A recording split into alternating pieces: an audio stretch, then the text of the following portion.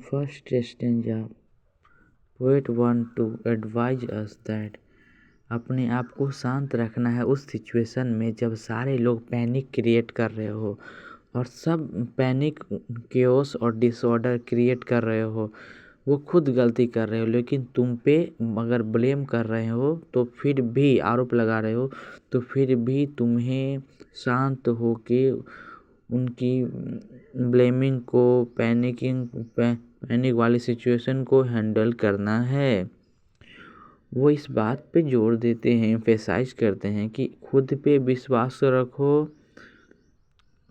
विश्वास रखो जबकि दूसरे के डाउट जो है उसको भी ध्यान रखो, उसको भी एक्नॉलेज करना में उसके बारे में भी सोचो क्या डाउट लगा रहा है अपना और खुद में ये कोशिश करो कि मैं पैसेंस बना के रखूँगा और झूठ घृणा इन सभी चीज़ों से दूर रहूँगा। अगर हमारे ऊपर कोई आरोप भी लगा रहे हैं, अगर हमारे ऊपर ऐसा कोई कर रहे हैं, फिर भी मैं इन सब चीज़ों से दूर रहूँगा। स्टेंजा 2 में पोएट बताना चाह रहे हैं हमारा एम्बिशन और रेजिलियंस कैसी होनी चाहिए। This section focus on balancing dreams and thoughts with action.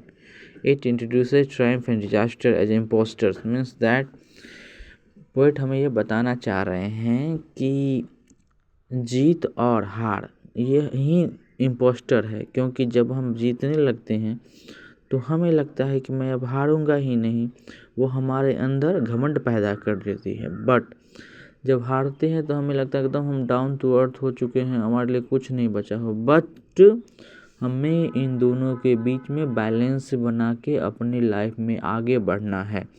ना जीत में ज़्यादा खुश होनी है, ना हार में ज़्यादा दुखी होनी है। बस अपने failure it also stress that the need to rebuild one's life with worn out tools if everything breaks.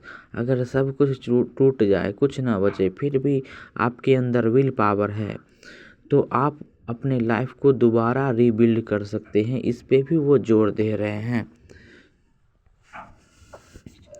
Third stanza हम बता रहे हैं determination and will power. Poet यहाँ बताना चाह रहे हैं कि बड़े रिस्क लेने का क्या इम्पोर्टेंस है और अपने आप को जीरो से स्टार्ट करना ये भी एक बहुत बड़ा खुद में एक चैलेंज है। और वो पोएट इस पोएम के माध्यम से स्टूडेंट में पैदा करना चाह रहे हैं कि बड़ा रिस्क लो और स्टार्ट करो, हिम्मत करो जीरो लेवल से स्टार्ट करने का। और ये कंप्लेन मत करना कि मुझे ये लॉस हुआ, वो प्रॉब्लम हुआ, ऐसा हुआ। अपने बॉडी को, माइंड को, अपने उस लिमिट्स को क्रॉस कर जाओ और अपने विल इच्छा को जिंदा रखो और कंटिन्यू रखो कि सब कुछ ख़त्म होने के बावजूद भी हमारे अंदर विल पावर है और मैं कंटिन्यू कर सकता हूँ अपनी लाइफ के पाथ पे।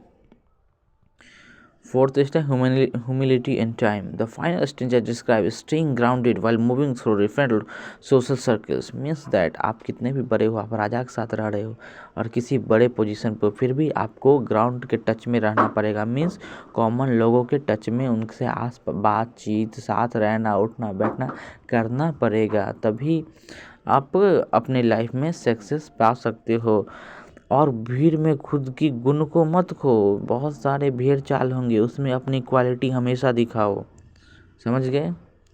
और कॉमन टच में तो रहो ही, राजा के साथ रहो, फिर भी कॉमन लोगों के टच में रहो और अपने टाइम का सदुपयोग करो। मिनटों का काम हमारे पास 60 सेकंड है, सेकंड में करने की कोशिश करो। टाइम को फॉलो करो, टाइम को बेस्ट यूटिलाइज करो तो अपनी लाइफ के पाथ पे आगे बढ़ोगे। पोएट तो यही बता रहे हैं और मोटिवेट भी कर रहे हैं हम स्टूडेंट्स को। So please keep studying this type of motivational poem. Thank you.